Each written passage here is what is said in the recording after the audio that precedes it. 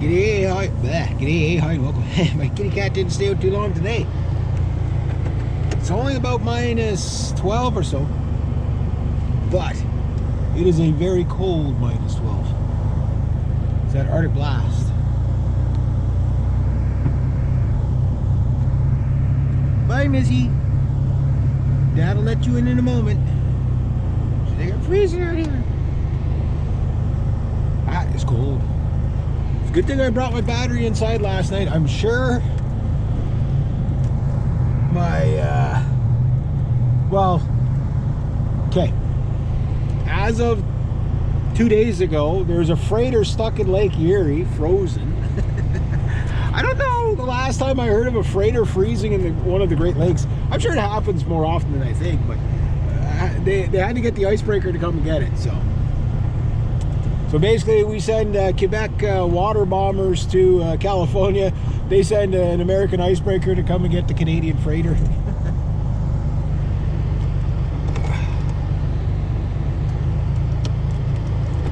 That is cold.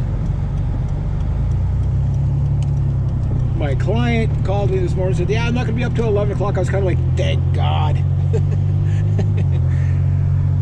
Like, it warmed up a little bit in the last past hour, but not by much. That's going to be a cold one today.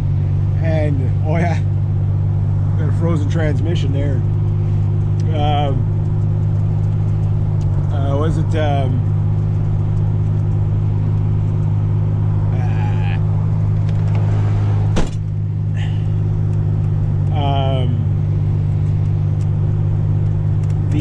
his hot, because they're not up during the week. So what happens is, and this happens to a lot of cottagers and stuff like that, is they come up and their water's frozen, because you got to kind of keep the water flowing, especially some of these older places. Like everybody put pipes underneath, you know, because a lot of these places were never originally designed to be lived in for, you know, 4 seasons, right? 4 Canadian seasons. That's like 4 different planets for most people. Like, you know what I mean? And it's been bitterly cold the last past week or so.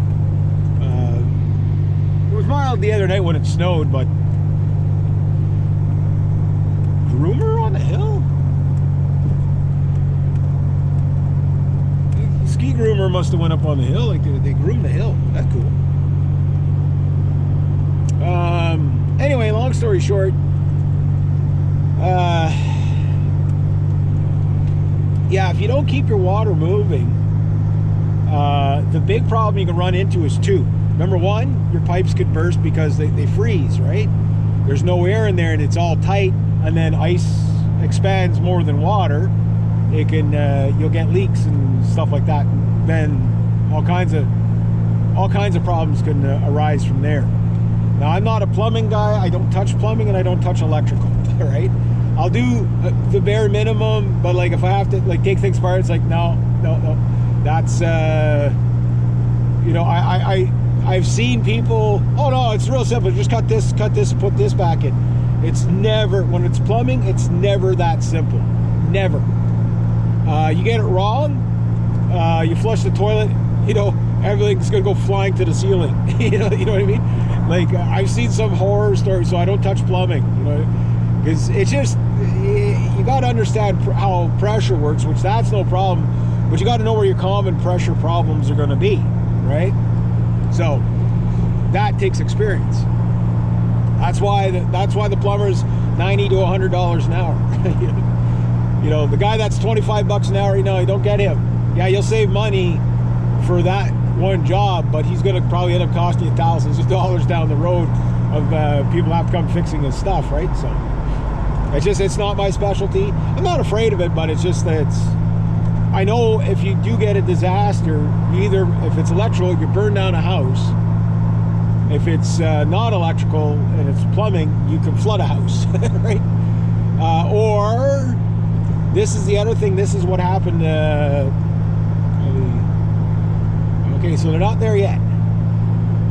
What happens is the water line to your house from your pump freezes, right?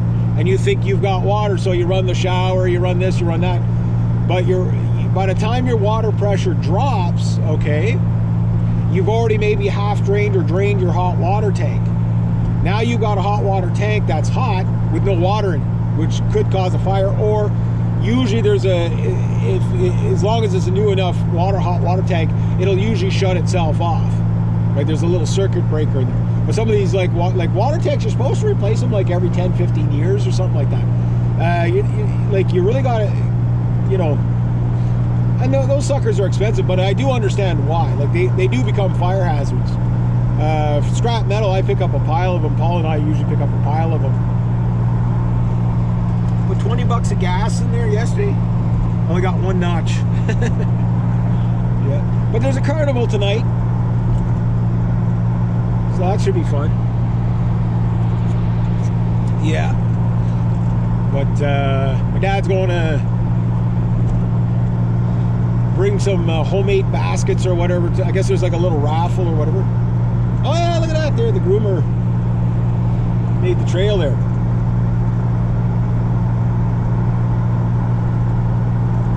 See, there's the snowmobile trail down there. I didn't know there was one there. They're all over the place, those things. Like I usually see the snowmobilers like just beelining alongside the highway. It used to be you were only allowed like 500 feet, but like these people, they go from one town to the next right beside the highway.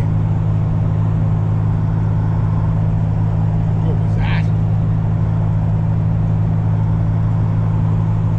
Big drop in RPM. I guess my transmission was really cold. Yeah. It is cold though. It is cold. It's going to be hard to stay warm today. So I got to go inside a building that hasn't had any heat in it for a week, right? So you get a bit of that refrigerator effect.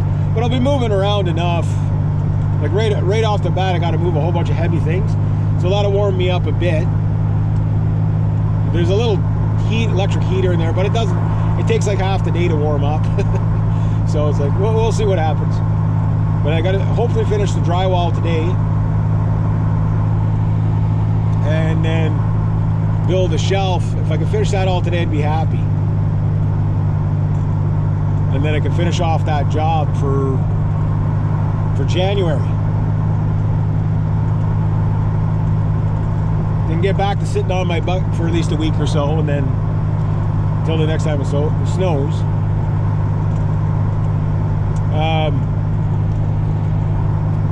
My other client yesterday got paid yesterday, so that's good. That helps me out. Be able to put at least a half tank of gas in this thing. That's the problem, like this time of year, like people want you to work, but it's like, when can I pay you? It's like, well, whatever, you know, whatever's convenient for you. And something, okay, well, I'll pay you next week or whatever. Whatever. Oh, and Amanda. Yeah. Oh yeah, she wouldn't recognize me in the truck. Yeah, because she used to seeing me in the car. But anyway, yeah, it's like